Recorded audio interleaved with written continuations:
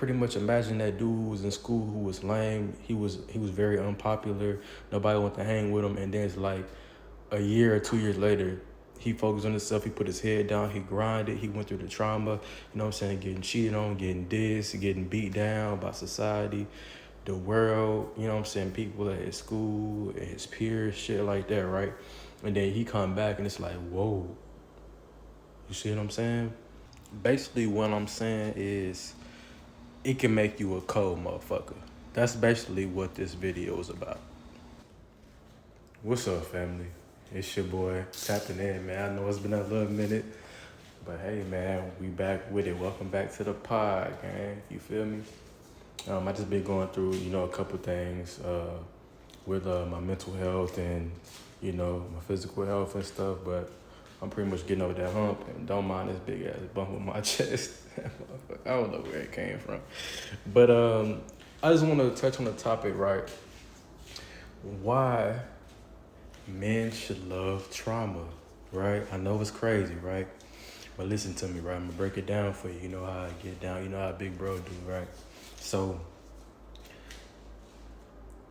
reason why I say you should love trauma as a man is because it helps to stabilize you and also build character. And it also builds standards, values, things of that nature, right?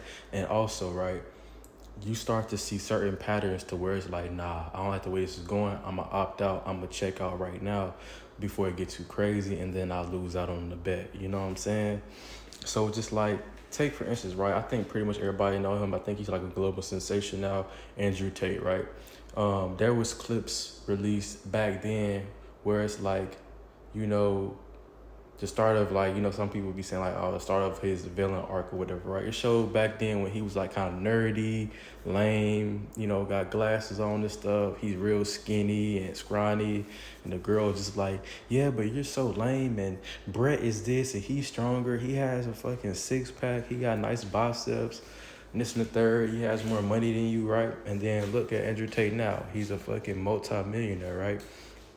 He took that pain and turned it into, millions of dollars, bro. And now he can pick any woman he want. Him and Tristan got so many women, right, that they don't shit. They be trying to swat them motherfuckers away, man. Like, you know what I'm saying? They got so much women they don't even know what to do with. You see what I'm saying? Like, they got big ass mansions and stuff like that, right? This pretty much imagine that dude who was in school who was lame. He was very unpopular. Nobody wanted to hang with him. And then it's like a year or 2 years later, he focused on himself. He put his head down. He grinded. He went through the trauma. You know what I'm saying? Getting cheated on, getting dissed, getting beat down by society, the world. You know what I'm saying? People at his school, his peers, shit like that, right? And then he come back and it's like, whoa. You see what I'm saying? Because that trauma built you. It built mental fortitude. It built you as a person who you are now when you look in the mirror. It's like you kill your old self and build a new self and you start again. You feel me? So it's just like, bro, this is why you should love going through traumatic experiences, because there's nothing like life lessons. Life is the greatest teacher, which is what I like to always say, right? It teaches you so much when you do. I've done so much wrong that it's just like, damn, it's like I know what to look for and what's not good for me, what to discard, and like from, you know, um, how do I like, saying people to react to me when I'm dating in relationships, when I'm doing an interview, or when I'm socializing with other people and stuff like that. It's like you just know what to look for, because maybe before you really, when you really wanted that job when you first turned 16, 17, you're trying to get your first job, and it's just like, man, you keep getting scarred, and it's like nobody wants to hire you. But then once you get that one and that first yes, and you get hired, you're so happy, you're so excited. It's like after you get over that hump, going forward, whether it's 6 months later, a year later, 2 years later, however, I don't know how long you're gonna stay at this job, right? It's probably more likely dead end. You 16, 17, you just not starting, right? But it's just like once you get over that traumatic hump of being rejected and discarded and nobody wants to hire you for, no prior experiences, you being so young, maybe you don't know how to interview, maybe you don't know how to answer certain questions and trick questions and stuff, right? But after you go through the motions, you pretty much already know what the employer is going to ask, what they're looking for, what the qualifications are, and you're going to come in there already headstrong and very confident in your abilities because guess what? You've been traumatized to a degree. Think about all them times when you were a little ass kid, right? And it's just like your parents, right? Your mom, your dad. Let's just use your mom, right? When you little, right? You know how when men, we get bigger, we usually get bigger than our mothers and stuff like that because they're women. They're usually going to be a lot smaller, shorter. Women are the weaker sex, right? They ain't going to get into all that. They're the weaker sex pretty much, right? Physically, men are way stronger. Your mother, right? She keeps telling you, hey, stop playing with this. Quit, messing your room up. Quit knocking this down, whatever, right? You keep on doing it over and over and over again. She keeps telling you, you're not listening. Now it's time to discipline you and put it into actions and not just words. So now at this point, she whipping your little ass, right? Or maybe you be playfully hitting her and she told you not to do that. And then she whoops you, right? She starts to whoop you a little bit more because she see that talking shit ain't working for you, right? To a certain extent, when you whoop your children, you traumatize them, not in like a horrible way. Like if you just beating your children like till you see blood, or just like they get it, and you keep beating them, that's different. Pretty much they'll beat you to get their point across, right? They'll whoop you, discipline you, whatever you want to put a label on it, right? They're disciplining you, but at the same time, it's inflicting pain and damage onto you, right? And it hurts, and you crying, you in tears and stuff like that.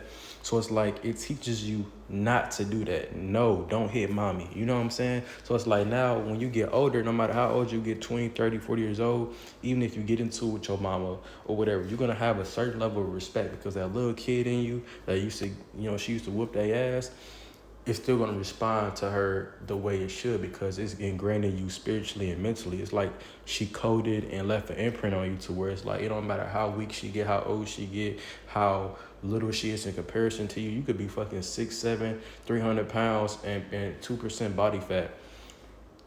Your mother, when she hits you or she try to instill discipline on you and stuff like that, you're going to more likely listen instead of bucking up to her because you have that mutual respect with your mother because she built that through that little trauma bond from giving you them ass whoopings, right? You remember them little ass whoopings, little Timmy, right? You remember them ass whooping, boy.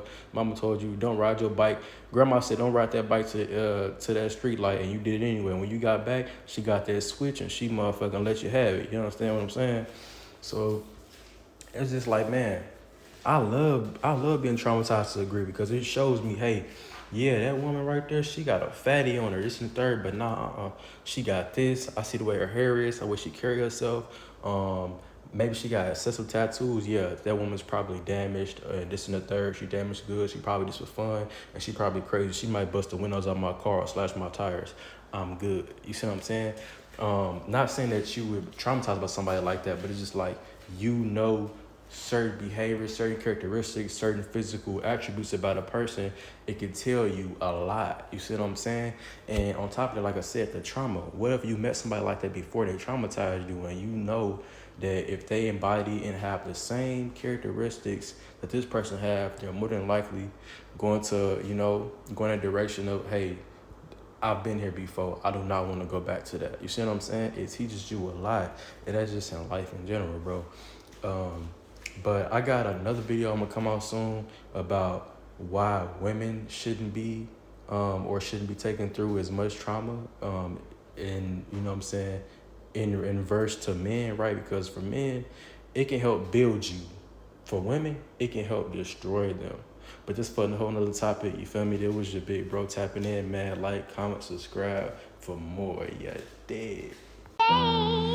Davies, what's another? Sometimes I wish I couldn't see the shit outside, but I wouldn't be me. Keep telling me they broke the chain, why the fuck I ain't free? Little brother caught my phone where they were fleeing the scene. Got a story like the way Nadine Ripley's could believe. Smile circle, that's how I like it. Not too many kicking you with